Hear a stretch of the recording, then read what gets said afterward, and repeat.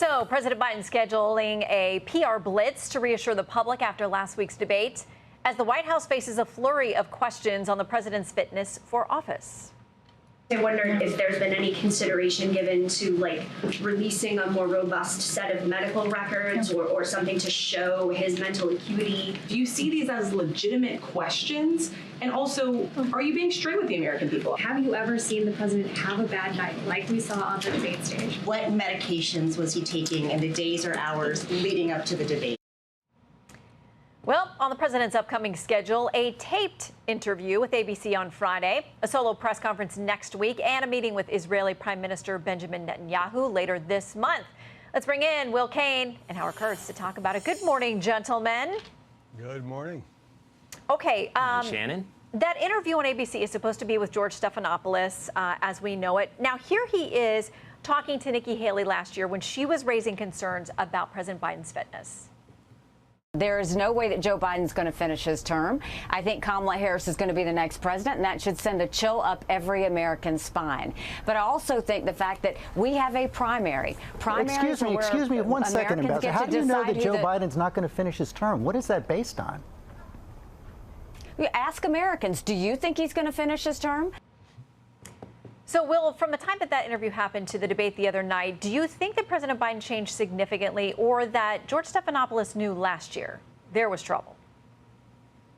I think George Stephanopoulos knew last year. I think almost everyone dealing in reality is known for several years. I will say, Shannon, I think there has been a rapid increase in the rate of his decline. I saw a video from back in February, and it's worse today than it was in February. But we're not going to live in alternate reality that he was somehow sharp as a tack right up until this debate.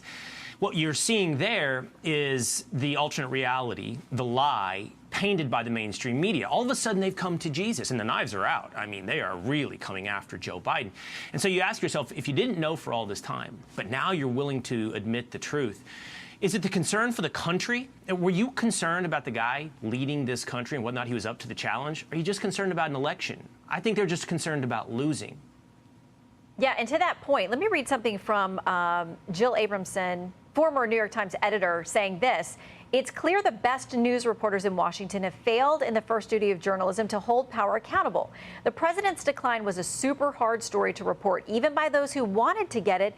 If enough reporters had pushed, the story was reportable. It is laughable and immoral for Democrats to blame the press now for overreacting to that reality." I mean, Howie, the reaction after the debate last week was, shock, and this is terrible, and he's declined. And but the fact is, it seemed to me people have known he was in decline. What they were upset about then is that then the American people knew what they already knew, is that he was in decline. Well, the reason you saw such outraged questioning of Karine Jean-Pierre is that reporters in that room feel lied. They feel lied to. They feel misled. And, this was an unmitigated failure by the media to uncover, to penetrate what was a White House cover-up. But it is, as Jill Abramson says, a very hard story to get. And that's why I constantly question why his team kept the president bubble-wrapped and away from the press. That was very telling. This also, most journalists, and I've covered and known Joe Biden since the 1980s and his first campaign, didn't have any access to the president. We watched on TV with everyone else when we saw the deterioration and the confusion.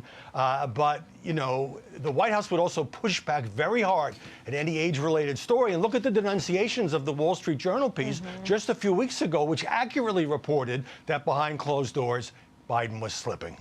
So, Will, we are going to get access next week when there's this press conference. Yeah, go ahead. But I'm going to ask you, how much pressure is on the president to deliver during that presser? Please.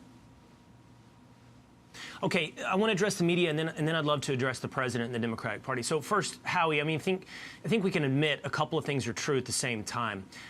Number one, they hid the president. They kept him in bubble wrap. That, what you say, is true. Number two, the administration lied to the press on a regular basis, and by extension, the American people, about the president's security. But number three, we're not going to sit here today and pretend like this was a hard story to report. That somehow you couldn't penetrate the obvious common sense eyes and ears of everyone understanding the president's mental acuity. In fact, the press was a willing mark. They were partners with the administration.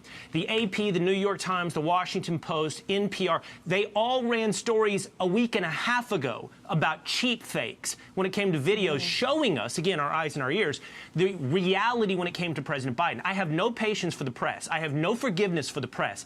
They helped perpetrate this lie on the American people. And then really quickly, Shannon, to the president. What's fascinating to me is the president really doesn't need to impress upon Americans now some reality. He doesn't have to convince Americans. For all their talk of saving democracy, Shannon, you know, including they'll do anything to save democracy, including discredit the Supreme Court of the United States, they're now ready to set aside democracy. You see, Biden was elected democratically in a primary, but now the media elites and the political elites have said, whoa, we're going to lose with Biden, so they can just set him aside. That seems to me incredibly anti-democratic. So what I would say is Biden has to impress upon his donors, the media elites, and the Democratic Party that he can win. It is a full-fledged campaign that will have to do convincing in the days to come, starting with that meeting with Democratic governors tonight. Gentlemen, thank you. Will, I'll see you later on your podcast, and Howie, I'll see you down the hall. Thank you both. All right. Thank you, Shannon. I'm Steve Ducey. I'm Brian Kilmeade. And I'm Ainsley Earhart. And click here to subscribe to the Fox News YouTube page to catch our hottest interviews and most compelling analysis.